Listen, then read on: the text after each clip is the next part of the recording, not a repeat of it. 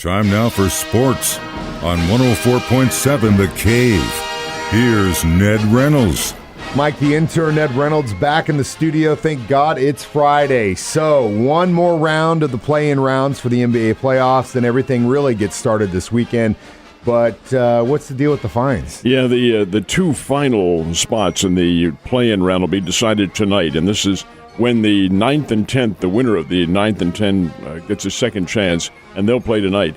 But, this is so exciting to some of the players. Minnesota Timberwolves clinched a place in the playoffs when they beat the Los Angeles Clippers on Tuesday night. Well, they get in the locker room, and, of course, they're celebrating because they're in. They don't have to play again until the start of the playoffs. Patrick Beverley, who's not a kid, he's 33 years old, one-time Arkansas Razorback, gets up on a table and starts screaming in what's described as excessive profanity. Screaming at anybody who will listen, and I hope not very many people were, just going wild. They won the game, so he's carrying on and yelling and screaming and using every possible word. Don't use your imagination, folks, but you can imagine what it was. This guy's 33 years old. Come on, you're a grown man. And you're in there carrying on like this, like a kid. Well, the NBA did some investigating, found out that it was all legitimate. He is now $30,000 lighter in the wallet because of that. So next time, Patrick, you just watch your mouth a little bit, all right, and grow up, for heaven's sake. Here, but let me. I don't want to argue first. I want to step in for a second. Okay, now if he's on the court and he's screaming and carrying on like this, oh yeah, absolutely, not cool. With that language, no. But in the locker room, there's a reason that the phrase locker room talk exists, Ned, because that's supposed to be a place where you should be able to do what it is you ever want to do. But when the media and the public is in there, that's key. A You're different making story. the NBA look bad, which again, I get it, and I'm not saying that his behavior is acceptable, but at the same time, I'm like, it's almost like a private situation, so I don't understand why they're coming down so hard on him. If the locker room is closed, yes, that's a different story. But it wasn't closed. And you do have to maintain a certain sense of protocol and decorum when you're around individuals who you don't know. Now, yeah, there is locker room talk. There's no question about that. This was over and above that. Well, I'll tell you right now, I'm so glad no one follows us around with cameras because we'd be getting fined every day, Ned. How do we know they don't? Oh, come on. Get that aluminum foil hat off, man. All right, so Blues have been hot. Really, and this is really the time they want to be hot going into the Stanley Cup playoffs, and hopefully they can continue that momentum they did yesterday. They did 6-2 over the Buffalo Sabres. Buffalo Sabres, who aren't very good, but the Blues blew them out 6-2, and that is another win down the stretch. There are only 8 games remaining. Now, the Blues are very much unlikely to take over the number 1 spot in that division, but over and above that, they are hot going into the playoffs, and anything can happen in the postseason. So, yeah, the Blues are playing very well. 6-2, they beat the Buffalo Sabres last night.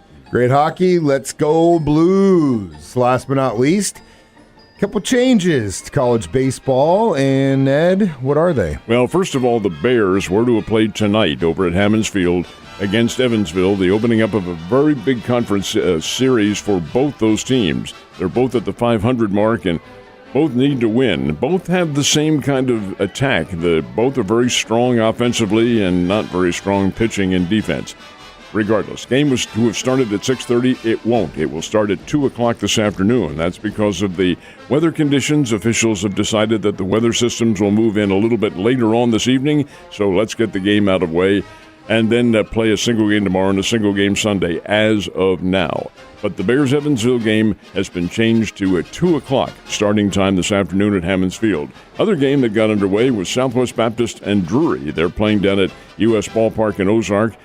Boy, Drury's pretty good. They're now 25-9 on the year. They only scored 6 runs in the first inning against Southwest Baptist, beat them by a score of 13-6. This Drury team's pretty doggone good. Certainly going to be a representative team in the D2 playoffs, and I think they will make the D2 playoffs. But nice conference win. Supposed to play a doubleheader today and a single game tomorrow at U.S. Ballpark. Well, hopefully the rain stays away a little bit this afternoon and they can get those games in. Ned, Cards and Royals had some action yesterday. Did they get the dubs or the L's? No, they did not. They got the L's in both cases. The Cardinals went to Milwaukee and played in the, it's not a new ballpark, but it has a new name, American Family Stadium. It used to be Miller Park, but I guess they took the beer out of it, whatever. It's now American Family Stadium, and the Brewers had their home opener. Big crowd on hand, late afternoon, early evening game. Adam Wainwright got the start, and he wasn't as sharp as he has been. And the Brewers, who are a good team, they've gotten off to something of a slow start, but they're pretty good. They've got some good offensive weapons. And when you get certain individuals like Christian Yelich and people like that hot, you're going to be awfully tough to beat. Well, the Brewers won the game by a score of 5-1 over the Cardinals. So that's game one. The series, of course, continues right on through the weekend. The Royals return home, took on the Detroit Tigers. Detroit's not supposed to be very good, but they are off to a pretty good start, and they defeated the Royals last night 4-2.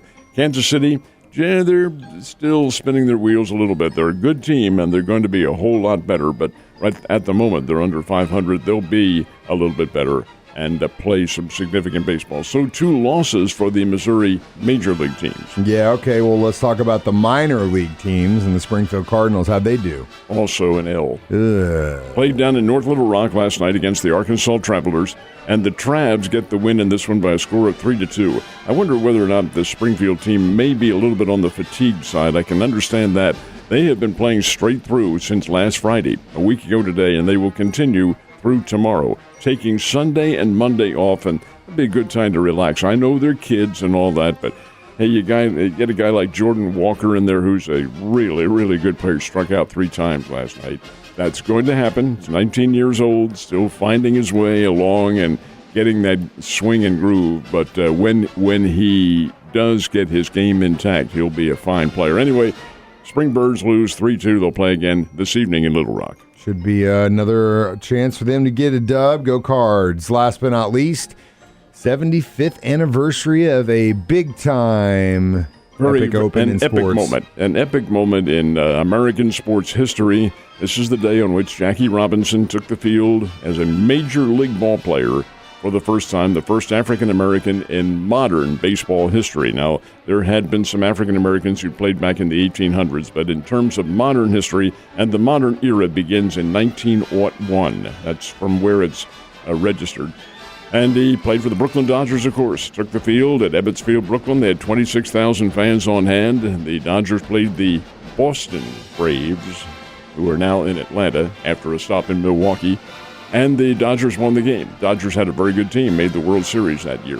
But Jackie Robinson broke the color barrier on this day. Yeah, there were some dicey moments in the early part of his career, but he's a Hall of Famer and turned into one of the all-time greats of baseball. Well, it's that time of year. Get your glove, get your ball, go play some catch. And, Ned, good luck finding those chocolate-filled Easter eggs this weekend. I'll see you.